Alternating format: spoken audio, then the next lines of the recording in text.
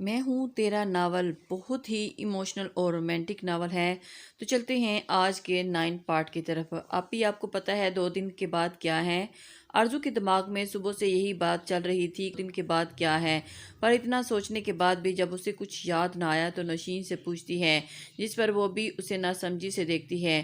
وہ واضح بول رہے تھے 2 دن بعد عید کے علاوہ بھی کچھ ہے، پر کیا وہ یہ مجھے خود معلوم کرنا ہے۔ اب کب سے سوچ سوچ کر پریشان ہو گئی ہوں پر کچھ یاد نہیں آ رہا۔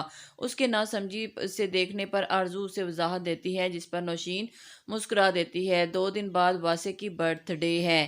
نوشین موبائل چلاتے ہوئے اسے جواب دیتی ہے، کیا واقعی؟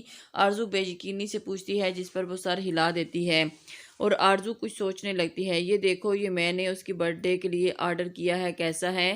نوشین اپنی موبائل پر ایک واچ کی پک نکال کر اسے دکھاتی ہے، آخر میں اس کی رائے پوچھتی ہے۔ اچھی ہے۔ آرزو ایک نظر اس واچ کو دیکھتی جواب دیتی ہے۔ اب اس کی ساری سوچیں اس طرف تھی کہ واسے کو اس کی برتھ ڈے پر کیا گفٹ دے۔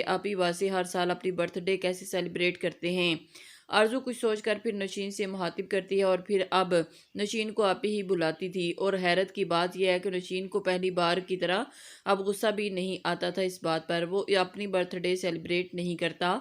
اس کے جواب پر آرزو حیرت سے اسے دیکھتی ہے۔ یہ کیسے ممکن تھا کہ اتنے بڑے باپ کا بیٹا اپنی برتھ ڈے نہ سیلیبریٹ کرتا ہو؟ ہر سال اس کی برتھ ڈے پر اس کے پاپا بہت بڑی پارٹی رکھتے ہیں، پر واسے ہمیشہ سے بھاگ جاتا ہے اور اکیلی جگہ پر بیٹھ کر شراب کے ساتھ اپنا وقت گزارتا ہے۔ وہ جو نوشین کی بات پر غور سے سن رہی تھی، اس کی آخری بات پر چونک کر حیرت سے اسے دیکھتی ہے۔ شراب! آرزو کو نہ جانے کیوں یقین نہیں ہوتا، جبکہ وہ پہلے اب واسے کی بری عادتوں سے واقف تھی، پر پھر بھی آج کے اس واسے کے بارے میں ایسا سن کے اسے یقین نہیں آتا۔ شراب! ویسے تو وہ ہمیشہ ہی شراب پیتا ہے، پر اپنی برتھ ڈے والے دن بہت زیادہ شراب پیتا ہے۔ نوشین اب اسے واسے کے بارے میں سب بتانے کا فیصلہ کرتی ہے۔ وہ چاہتی تھی کہ واسے ان بری چیزوں کو چھوڑ دے جو صرف آرزو کے ساتھ ہی ممکن تھا، اپنی برتھ ڈے کے دن ہی کیوں؟ آرزو کو اس کی یہ بات سمجھ میں نہیں آئی۔ دیکھو آرزو، واسے جب بہت چھوٹا تھا نا، تب اس کی مدر کی ڈیتھ ہو گئی تھی اور اس کے پاپا اپنے کاموں میں اتنا مصروف ہو گئے کہ ان کے پاس واسے کے لیے وقت نہیں ہوتا تھا۔ پھر انہوں نے سوچا کہ واسے کے لیے دوسری ماں لائی جائے جو اسے سنبھال سکے۔ یہی سوچ کر انہوں نے دوسری شادی کی، پر ان کی دوسری وائف نے انہیں واسے سے بالکل ہی دور کر دیا۔ نوشین اسے آہستہ آہستہ سب بتاتی ہے، جو آرزو بہت غور سے سن رہی تھی۔ واسے کو ان کے گھر کی ملازمہ نے پالا، جو ان کے واسے کے ساتھ بہت زیادہ اچھی نہ سہی بلکہ پر اس کا تھوڑا بہت خیال تو رکھ لیتی تھی۔ پھر جب واسے 12 سال کا ہوا تو بورڈنگ اسکول چلا گیا، جہاں اس کی دوستی کچھ لڑکوں سے ہوئی تھی، اور تم تو جانتی ہو اچھی سنگت زندگی بناتی ہے اور بری سنگت زندگی برباد کر دیتی ہے۔ تو بس ایسا ہی کچھ واسے کے ساتھ ہوا، اسے بھی اس کی سنگت نے برباد کر دیا۔ نوشین کچھ پل خاموش ہو جاتی ہے اور واسے آرزو کے بارے میں یہ سب جان کر اپنے دل میں درد اٹھتا محسوس کر رہی تھی۔ انہی دنوں اسکول میں میری ملاقات واسے سے ہوئی۔ ویسے تو واسے لڑکیوں سے دوستی نہیں کرتا تھا، پر میرے بہت اصرار کرنے پر وہ مان ہی گیا اور مجھ سے دوستی کر لی۔ سب کچھ بہت اچھا جا رہا تھا، واسے اور میں بیسٹ فرینڈ بن گئے تھے اور اپنی ہر بات ایک دوسرے سے کرتے تھے۔ پر پھر مجھے ایک دن معلوم ہوا کہ واسے بہت غلط کاموں میں پڑ گیا ہے۔ میں نے اسے تب بہت منع کیا، یہ سب اس کے لیے صحیح نہیں تھا، پر وہ نہ مانا کیونکہ اسے نشے کی بہت بری لت لگ گئی۔ نوشین کی باتوں پر اس کی آنکھوں میں نمی تیرنے لگی۔ پھر کیا ہوا آپی؟ نوشین کو چپ دیکھ کر آرزو اپنی نم آواز میں پوچھتی ہے، جبکہ اس کی آواز میں نمی محسوس کر کے نوشین جھٹکے سے سر اٹھاتی اور حیرت سے اس کی آنکھوں میں چھلکتی نمی دیکھتی ہے۔ وہ رو رہی تھی۔ ہاں، وہ واسے دورانی کے لیے رو رہی تھی اور اس کے در کو خود پر محسوس کر رہی تھی۔ بس وہ یہی وقت تھا جب نوشین کو محسوس ہوا واسے دورانی کے لیے آرزو فروکی ہی بیسٹ ہے اور کوئی نہیں۔ پھر ہم لوگ چھٹیوں میں اپنے اپنے گھر گئے تھے، اور پھر جب میں گھر گئی تو میری مما نے کہا کہ ہم خالہ کے گھر جا رہے ہیں ان سے ملنے۔ میں بہت خوش ہو گئی تھی کیونکہ میری خالہ سے میری بہت بنتی تھی، لیکن مجھے معلوم نہیں تھا کہ وہاں جا کر اپنا دوست کھو بیٹھوں گی۔ وہ کیسے آپی؟ آرزو نہ سمجھی سے پوچھتی ہے۔ وہ ایسے کہ خالہ کے گھر جا کر معلوم ہوا کہ واسے کی اسٹیپ مدر کوئی اور نہیں بلکہ میری خالہ ہی ہے۔ واسے کو جب یہ بات معلوم ہوئی تو اس نے مجھے کہا کہ میں نے بھی اپنی خالہ کی طرح ہی ہوں گی، اس لیے وہ مجھ سے اب بات نہیں کرے گا۔ میں نے بھی اسے بہت سمجھایا پر وہ نہ مانا۔ اور مجھے چھوڑ کر دوسرے ملک چلا گیا، اور پھر میں نے مہینے انتظار کیا اس کا، آخر میں مایوس ہو کر امریکہ چلی گئی۔ اور پھر اتنے سالوں بعد اس دن تم لوگوں کو یونی میں ملے تھے ہم، جب مجھے مما اپنے واسے کے ملنے کے لیے بھیجا تھا۔ نوشین اسے ساری بات بتا کر خاموش ہو جاتی ہے، اور آرزو گمسم بیٹھی اس کی باتوں کو سوچتی کتنا درد محسوس کیا، واسے نے کتنا اکیلا پن دیکھا اس نے، اگر کسی غلط رات پر چل گیا تو اس کی کیا غلطی تھی؟ ایسے حالات میں تو انسان کا صحیح غلط فرق معلوم نہیں ہوتا، تو واسے کو کیسے ہوتا؟ دوسری طرف واسی ظہر سے لے کر امام صاحب کے پاس مسجد میں بیٹھا آیات یاد کرنے کی کوشش کر رہا تھا۔ ظہر کی نماز اس نے باجماعت ادا کی، لیکن آیات پوری طرح یاد نہیں ہوئی تھی، اس لیے اسے مشکل پیش آ رہی تھی۔ نماز پڑھنے میں بھی بسم اللہ الرحمن الرحیم شروع کرتا ہوں، اللہ کے نام سے جو بڑا مہربان نہایت رحم والا ہے۔ قل هو اللہ احد، آپ کہہ دیجئے کہ وہ اللہ ایک ہی ہے، اللہ الصمد، اللہ بے نیاز ہے، لم یلد ولم یولد، نہ اسے کوئی پیدا ہوا، نہ وہ کسی سے پیدا ہوا، ولم یکن لہ کفوا احد، اور نہ کوئی اس کا ہمسر ہے۔ امام صاحب جب سورۃ اخلاص کی تلاوت کر رہے تھے اور واسع انہیں غور سے دیکھ رہا تھا، اور کتنے نور سے ان کے چہرے میں، کیا کبھی اس کے چہرے پر بھی ایسا نور ہو سکتا ہے؟ وہ خود سے سوال کرتا ہے، پر اس کو کوئی جواب نہیں ملتا۔ بیٹا کیا ہوا؟ اسے خود کی جانب اس طرح دیکھتے پا کر امام صاحب پوچھتے ہیں، ہم اللہ تعالیٰ کو اپنے دل کا حال کیسے بتائیں؟ واسع کے معصوم سوال پر امام صاحب مسکرا دیتے ہیں، بیٹا وہ ساتویں آسمان پر رہنے والا رب ہم زمین پر بسنے والے لوگوں کے دلوں کا حال مرسا جینے والوں انسانوں سے بہتر جانتا ہے، اسے بتانے کی کچھ ضرورت نہیں پڑتی، وہ سب جانتا ہے۔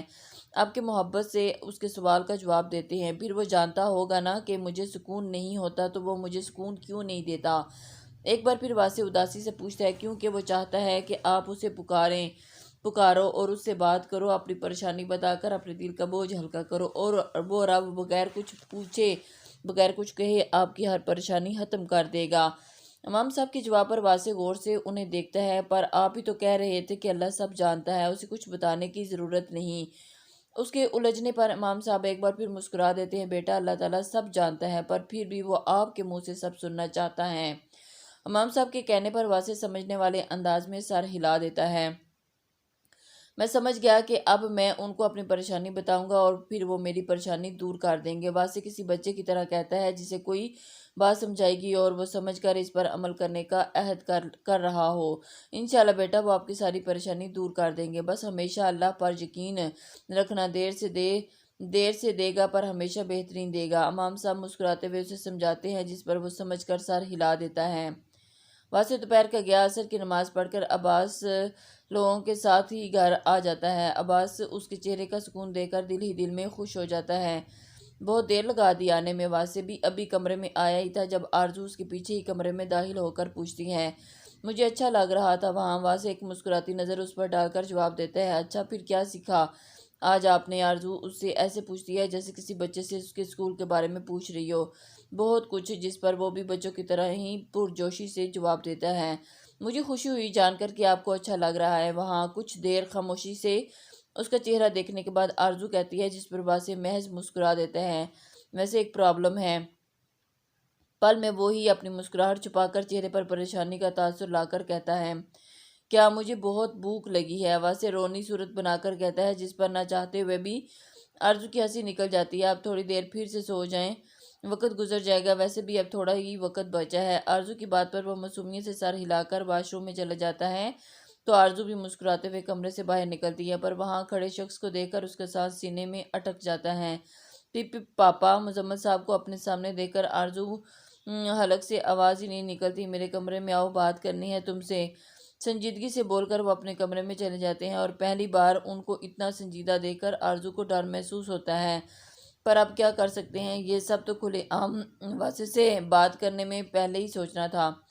خیر چھوٹے چھوٹے قدم اٹھاتی وہ مزمل صاحب کے کمرے میں داخل ہوتی ہے، جس پر وہ چہرے پر سنجیدگی لیے صوفے پر بیٹھے، ہاتھ میں مٹھیاں بنا کر منہ پر رکھے کسی غیر مرئی نکتے کو گھور رہے تھے۔ دروازہ بند کرو، ادھر آ کر بیٹھو، ویسے ہی بیٹھو، وہ اسے حکم صادر کرتے ہیں، جس پر عمل کر کے آرزو دروازہ بند کر کے ان کے پاس بیٹھ جاتی ہے۔ واسع اور تمہارے بیچ کیا چل رہا ہے؟ بغیر کسی لگی لپٹی کے سوال پوچھا جاتا ہے، جس پر آرزو کا سانس رک جاتا ہے۔ وہ اپنے पापा से ऐसे सवाल की तवक्को हरगिज़ नहीं कर रही थी। मैंने कुछ पूछा है आरज़ू, जवाब दो, क्या तुम वासे को पसंद करती हो या कोई और बात है? उसके चुप रहने पर फिर वो संजीदगी से पूछते हैं, जिस पर आरज़ू हिम्मत करके सर हिला देती है, जबकि उसके सर हिलाने पर मुजम्मिल साहब ज़ोर से आंखें बंद करके खोलते हैं। क्या वो भी तुम्हें पसंद करता है? एक और सवाल, जिस पर इस बार आरज़ू सर हिला देती है। तो ये सब मुझे क्यों नहीं बताया? अपने पापा का सवाल सुनकर उसका सर झुक जाता है। मुझे डर लग रहा था। आरज़ू सर झुकाए हुए ही जवाब देती है, क्या मैंने आज तक तुम्हें कभी डांटा? उनके सवाल पर आरज़ू नफ़ी में सर हिला देती है, क्या मैंने कभी तुम पर कोई पाबंदी रखी जो कि सर के साथ है? एक बार फिर वो नफ़ी में सर हिला देती है, क्या मैंने तुम पर अपनी कोई मर्ज़ी थोपी?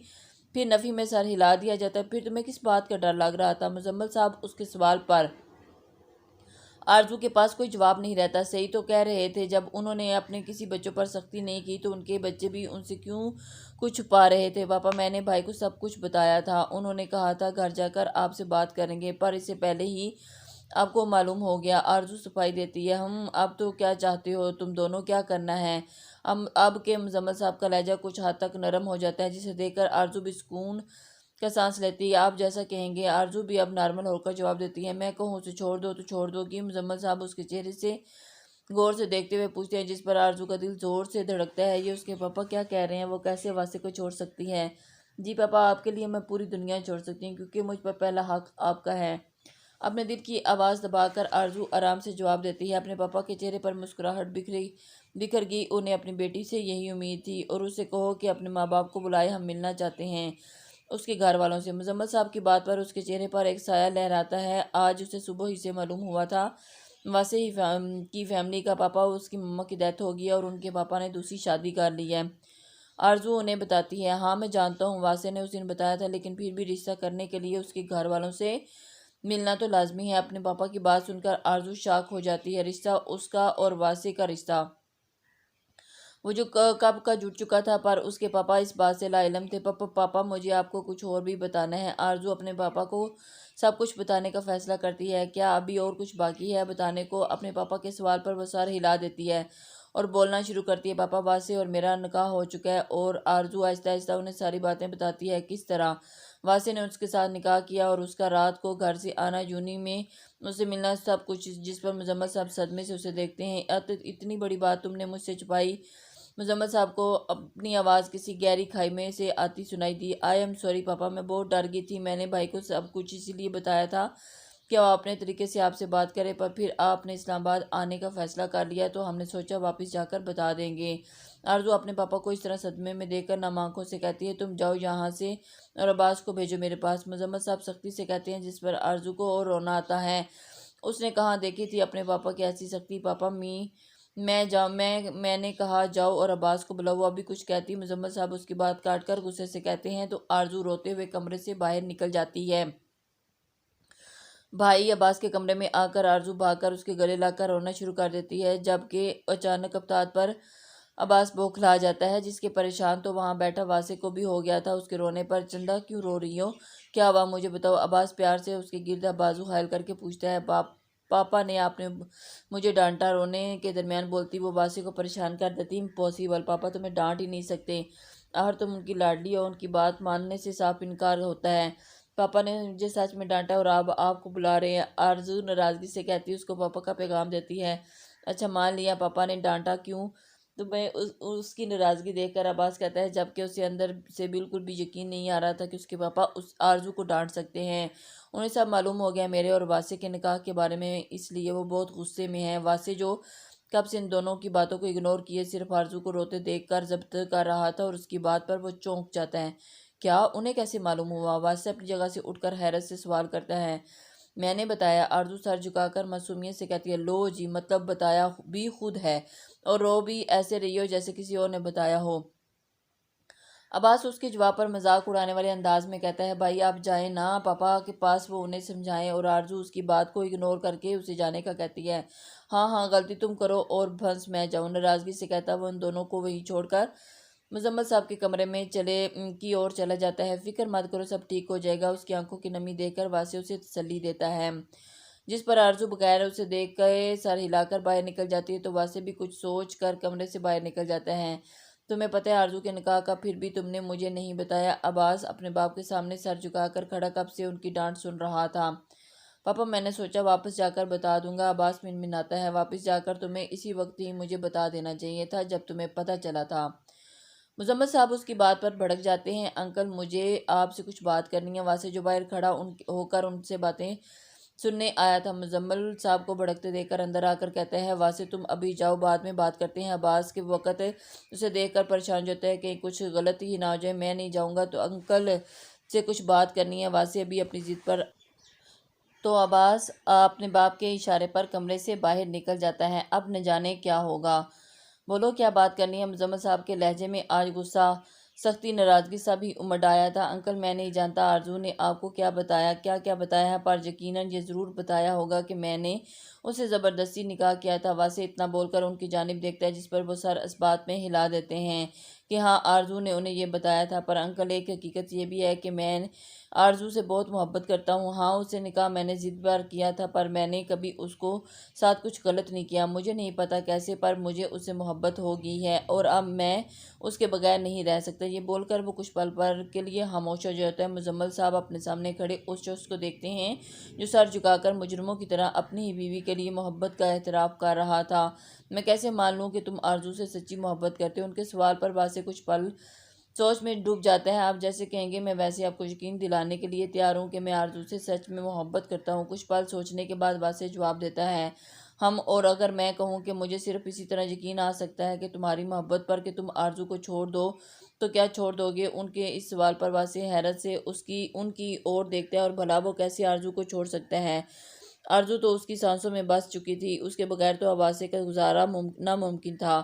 تو میں یہی کہوں گا کہ مجھے آپ کو یقین دلانے میں کوئی دلچسپی نہیں ہے۔ آرزو کو میری محبت پر یقین ہے اور اسے مجھ پر یقین ہے، تو مجھے کسی اور کے یقین کی ضرورت نہیں۔ کچھ پل حیرت سے انہیں دیکھنے کے بعد واسع پر اعتمادی سے جواب دیتا ہے میرے ایک بار کہنے پر آرزو تمہیں چھوڑ سکتی ہے۔ وہ جیسے اسے جتاتے ہیں کہ ان کی بیٹی ان کی بات ٹال دی تو چھوڑ دے، پر پھر سے اسے اٹھا کر لے جاؤں گا۔ واسع بھی کہاں کم تھا جس کی پر اعتمادی پر مزمل صاحب اشش شکار اٹھے۔ مجھے تم سے یہ امید تھی، مجھے امید ہے کہ تم میری آرزو کے لیے بہترین ہمسفر ثابت ہوگے۔ مزمل صاحب مسکراتے ہوئے بول کر صوفے سے اٹھ جاتے ہیں، جبکہ ان کے جواب پر تو واسع حیرت زدہ ہو جاتا ہے۔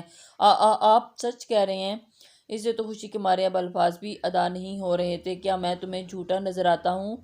مزمل صاحب مصنوعی سنجیدگی سے اسے پوچھتے ہیں، جس پر واسع جلدی سے نفی میں سر ہلا کر ان کے گلے لگ جاتا ہے، جبکہ اس کے عمل پر اس کے ہونٹوں پر مسکراہٹ آ جاتی ہے۔ بس ہٹو، اب پیچھے سے میرے ساتھ زیادہ فری ہونے کی ضرورت نہیں، سوسر ہوں، تمہارا دوست نہیں۔ اپنی مسکراہٹ چھپا کر وہ پھر سے سنجیدہ سے کہتے ہیں، جس پر واسع ان سے الگ ہو کر سوری بولتا ہے، جلدی سے باہر نکل جاتا ہے۔